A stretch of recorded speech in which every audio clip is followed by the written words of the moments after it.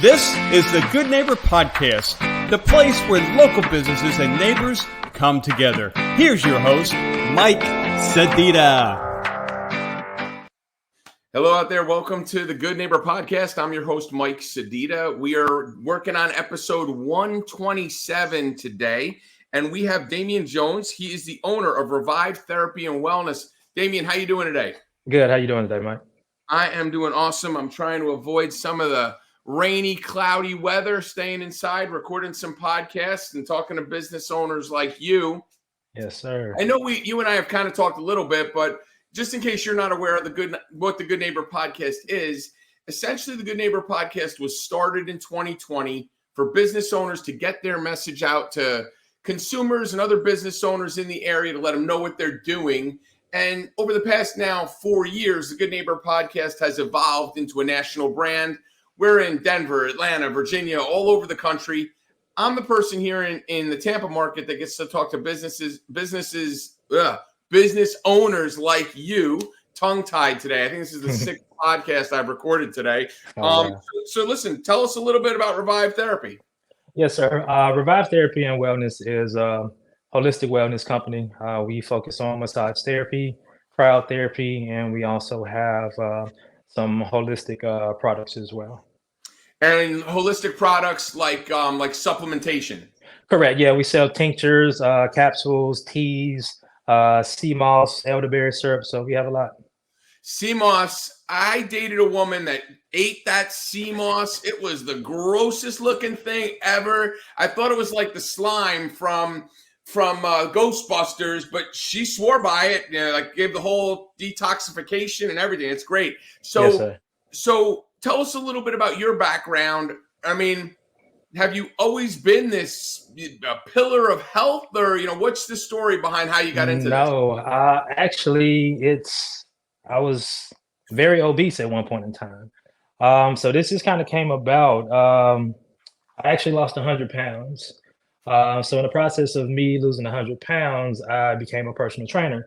All my friends, coworkers, they was like, saw my progress. Were like, man, you should train us so we can look good like you. I'm like, okay, so I did it. From there, I sought out to be a massage therapist so I could kind of add it on to my practice. A lot of times, you would lose clients because they were sore, didn't want to come back.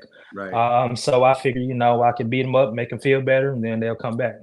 But after graduating school, I kind of never looked back at the personal training and stuck to the massage therapy. It's funny. When I first started working out, that soreness would be they'd be like, oh, this soreness, no pain, no gain, and all this other stuff. Right. And I got to tell you, I've been training for quite a bit of time, and I just took about 4 weeks off. Usually the end of the year, I'll take a few weeks off, let my body just recover. I'm not a spring chicken anymore. And that first couple days back, I like look forward to that soreness, because when you train consistently for a long period of time, that soreness goes away. Correct. But the nice thing about what you were doing is you were beating them up and tearing down the muscle and then getting them on the table and getting them back in the game, which is, you're kind of double dipping there. Right. But now you're just waiting for your trainer buddies to send them to you after they beat them up and you're getting them recovered. Exactly. I mean, I have a wide variety of clients, but I do deal with a lot of athletes. I do have some trainers that I work with who send me their clients, and, same thing for them. Just, training, overtraining, and just, life itself.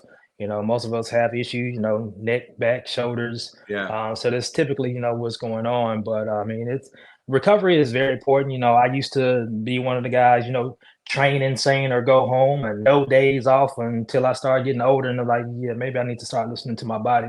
Yeah. But never really knew how important recovery was until I actually went to school and learned how the body needs to rest and to heal and to prepare itself.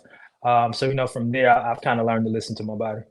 Yeah, it's funny. I think for me, my personal working out and training type of thing, the two biggest deficiencies I run into, and I know they're deficiencies and I try to mitigate them, but sleep is hugely important. I, at one point when I was younger, I was the same way. It was, 5 days a week, 6 days a week, doing the bro split, where it was a body part at a time and doing all that. So I did all that. But then as I got older, it was, more volume, less weight. I helped my joints, a lot of resistance band training. but the Right. sleep is always an issue, and water intake. My biggest thing is, like, it's not like I'm training for a show and I need to get every drop of water out of my muscle so that it pops. Right. I've not done that like type of intense stuff, but I've been pretty close a couple times, and I get to the point where I'm at like 10% body fat, and I'm waking up in the middle of the night with with cramps in my muscle. I don't have enough water in there. But on the normal day, my water intake is bad, and my sleep. And the other thing I always find interesting is people don't realize every cup of coffee, like, you're supposed to drink, what is it? I mean, you'd know better than me. It's about an ounce of water to every 2 pounds of body weight, right? Or some ratio. Yeah, I mean, typically I would recommend like an ounce for, every pound. Right. An ounce per pound. Right. So, but the thing I was saying is, every time you drink a cup of coffee or a Diet Coke or a Coke or anything that has that caffeine in it, now you got to up the water intake, because that's stuff that's actually dehydrating your muscle. Exactly. So let me ask you this, getting the training certificate is one set of, education. How different is understanding the kinesiology of the body and the muscle movement when you're training versus doing the repairing part of it when you're doing the massage? Well, I mean, both of them are as equally as important. And I think that's one thing that helps me with my clients is my training in, my background in personal training, because I understand the movements of the body. So through my workings, I'm manipulating my clients and, the joints and stretching them during the process. So it's not always typically just your typical massage. I do a lot more than what you would get at like a big chain. So, I mean, I've been trained in a wide variety of massage modalities, which, I kind of look at the body different. I would consider myself more so of a mechanic than like, a massage therapist, in the sense that, I kind of help people, get through their pain. I kind of help people, recover from everything that's going on as far as, just the stresses of life, whether you're beating yourself up or, just people who work in cubicles who are stuck like this all day. Right. So everything up here is short and everything in the back is lengthened. So, it's posture. It's a lot of things that go into it. But I mean, I have a wide variety of clientele, people, who have fibromyalgia, rheumatoid arthritis. I work with cancer patients. I work with a lot of post-op clients. So for the ladies who, get the surgery, the liposuctions, tummy tucks, BBLs, I work with all those type of clients as well. So I'm kind of all over the place here. Well, and that's a different type of massage, because if there's tummy tucks going on and there's those staples and incision, like, stuff that's inside the body, you can't loosen that up. The fascia of the skin, you loosen that too much, you almost kind of undo the tummy tuck, right? Well, I mean, you definitely can't go in with a lot of pressure initially when they're coming off the table. Yeah. So everything, varies upon, what they can handle at the moment. Of course, as they heal, then I can progress with, more pressure and bringing in different tools and machines to kind of, help them, for one, recover faster, but also, get the best results from their surgery. So let me ask you this, from your end of it. Now, I've been on the table for this end of it, but I'm curious from your side. I've gotten on the table to get a massage, and I know where I'm jacked up. Like, I know sitting down, it's my upper, mid, back, whatever, I know what's going on. Right. But from your side, when you put your hands on somebody and start to maneuver the muscle, how gratifying is it? Because listen, I'm on the table, someone puts their hands on me and they go, oh, I see right here. And they hit that spot, and then they work it, and then you feel it almost like disintegrate. Like, you know what I mean? Like, how gratifying is that for you when you're like, get your hands on somebody and like, oh, I see you, this right here, this, and you watch it dissolve, like you dissolve it, or you just like, that's got to be so incredible. Yeah, I mean, definitely. For me, just helping people in general, definitely gives me some satisfaction. But one question that I'm always asked is, how do you know? And I'm just like, I know, I feel it, and like. And there's like, okay, so I came in with this problem, but I didn't even know I had this going on. But it was like, you're just finding all of these spots. I'm just like, your body is telling me what's going on as I'm touching you. So, just from the experience of putting my hands on different people, what healthy tissue feels like. Right. When there's stagnation, when it's not circulating, when the body's dehydrated. So you come to know all of these things through experience. but definitely just, taking your time, listening to the body, listening to the customer, the client, to see what's wrong. From there, you can kind of detail it out and figure out what's going on and come up with a plan of action. And that's always the thing. Like, I'm laughing because that is the question I always ask. Yeah. I'll be on the table, and before I fall asleep, I'll always say, like, whoa, how do you, and it's just like, it's a feel. It's like just getting over that part of the body and going like, this just doesn't feel like it's supposed to feel. Mm-hmm. And that's a pretty amazing healing power to be able to have, because it's not like a surgeon that's cutting you open. I mean, they have a set of healing powers, but that's just repairing a broken organ or tissue or whatever, or bone. This is actually just holistically touching and feeling it and making it work. So it's pretty crazy. Yeah. What this is your day to day, what you're doing, and your background is pretty diverse. What do you do when you're not, healing people? What do you do for fun? I'm pretty much a homebody. I'm at the gym. I'm at work, so that's pretty much what I do. I like to travel as well, but for the most part, I don't do too much these days. Massage therapy takes a lot out of you. So when I'm done, I kind of just want to, chill, and I have to, gather myself so I can, be able to help everybody else as well. All right. So then, look, you're a homebody. You go train, then you go work, then you get home. When you're a homebody sitting at home, do you watch Netflix? Do you watch sports? I mean, what's the stuff you like? What are you doing? You know what? I'm rarely home. So when I am home, it's, I'm catching up on a Netflix special. I might catch, the fourth quarter of a game, but by the time I eat and crash, after I eat, I'm crashing. It's done. Like, massage therapy takes a lot out of you physically, mentally, energetically. So it's like at the end of my day, I'm especially if I had a busy day, I'm pretty much taxed. So I just want to eat, and go to sleep and recharge myself. All right. So that brings up a good question. So you said after a busy day. So what is your capacity? Like, all right, give me your garden variety day. How many people are you seeing? 3, 4? Anywhere between 3 to 7 people per day. So just depending upon. Go ahead. Your busy day is 7 people. Yeah, I can get in about 6, 7 people. Just depending upon how long each session is. Then I can I'll get more people throughout the day. Or if I'm like stacked back to back to back to back some days, then it's like I can see like 6, 7 people. And I know, we had kind of talked about this, but I don't think we mentioned it here. You're located specifically where in Tampa? I'm at 1407 Tampa Park Plaza. So I'm kind of like midway of Ybor and downtown. Okay. So, and everybody's coming to you. So all your clientele is coming from the surrounding areas. Like I'm in the suburbs, so for me to drive to Ybor for a massage, like you better find every spot on me. Stuff. But so most of your people are coming from that area. That's kind of where they're coming in. Yeah, definitely. I mean, I have customers as far as like Spring Hill coming to see me. I have people coming from Orlando and Kissimmee.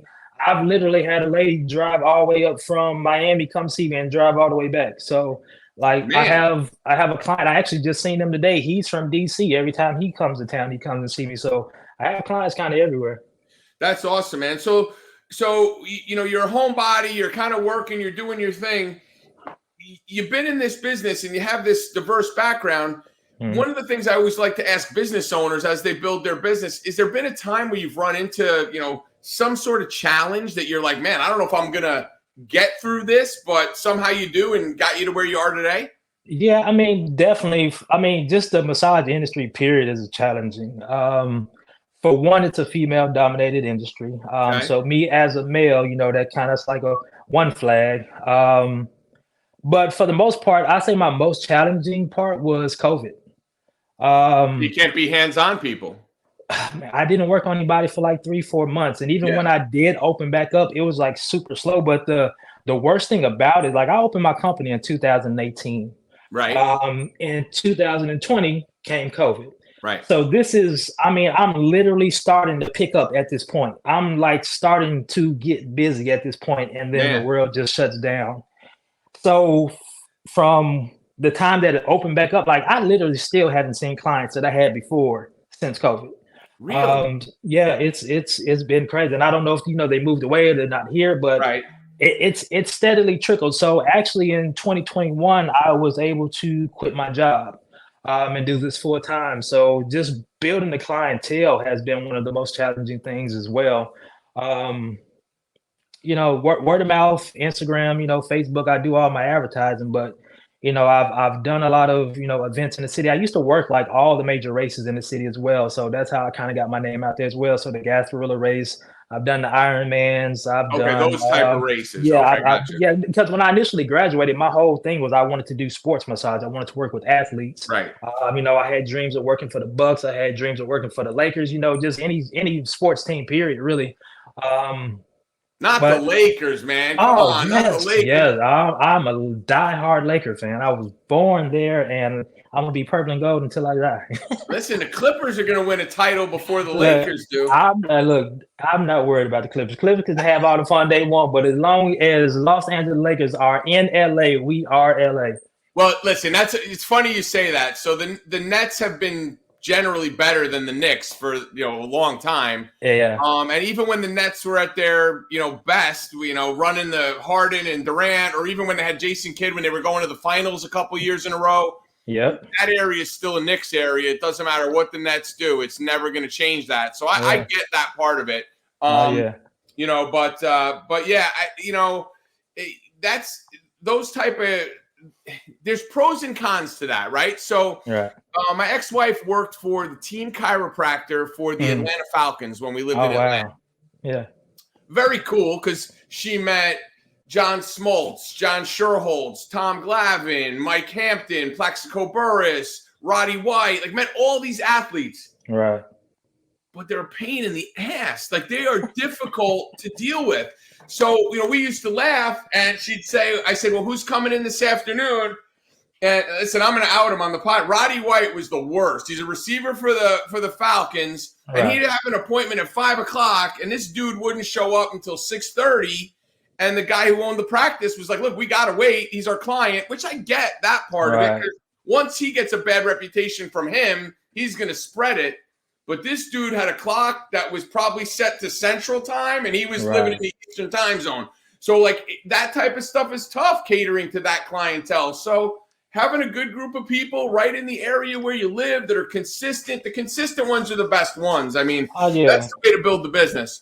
Yeah, I mean, definitely. And even so, I'm where I'm at for a reason. I'm able to help, a more of a wide variety of people, and I'm not kind of stuck in this one thing. Yeah. And even though I wanted to work more specifically with, athletes, I find it more fulfilling just working with general population. I mean, I have, even geriatric clients that I work with, their whole quality of life has improved since I've been working with them. And that's great. I probably wouldn't get that same satisfaction working with, an elite athlete as well. So, I mean, just either way, I will be satisfied, but I think I'm where I'm at for a reason. It's funny you say that. I mean, there's more room for improvement with a geriatric patient. Definitely. Look, if you're working on LeBron, who's a physical specimen, how much are you going to elevate his game? You might elevate it a little bit, but he's already really great. How much can you really make it better? But if you get, Miss Sally, who's 78 years old and can't get off the couch, and you got her going to dance with her boyfriend, you're actually affecting that life and helping to change it and better her life. So, man, that's the great part about it. I mean, that's what I love, what I do with the podcast, with the marketing that I do in the communities, is seeing people that are engaged with what I do, and it brings some sort of joy to them. That's fulfilling, and I'm sure that's great for you, because I know for me, I've had 10 different chiropractors, 10 different massage people, probably 30 different massage people, and you like some, you don't like others, but when you find that person that's actually doing the thing to make you feel better, that's a healing power, man. That's good stuff. Yeah, definitely. So as we start to wind this up, what is the one thing, why do I want to come to you versus any one of, you said it's a super competitive market. Why do I want to come to you versus somebody else? What's the one thing people need to know? Well, again, I'm trained in several things, so you don't get the basic massage when you come to me. I'm not bound by any restrictions as to where, a corporate entity would say we can only do this. Right. I pretty much have free range as long as the client is comfortable to pretty much, do whatever I need to do to make sure that, I get them out of pain or help them with whatever issues that they're having. So for one, that allows me to, definitely help them a little bit better. Right. For two, I mean, I can say this is a God-given gift that I have. Own it, You man. know, yeah, seriously, it's like it came to me too easily, but like I used to really deal with what's that called? Imposter syndrome. When Yeah, I first it's a real began. thing. Yeah, it's a I thing don't because it's deserve to like, be here. I'm not as good as everybody bro, else. it was because for me, even when I initially got started and I didn't really know that much, people are telling me like this is the best massage that I've ever had, Right. or whatever it was, and I was just like, I don't Me? understand. And it's like Really? I have people next to me who've been doing this for longer. And even one of my mentors when I was in school, he was like, "You're gonna be great when you get out of school."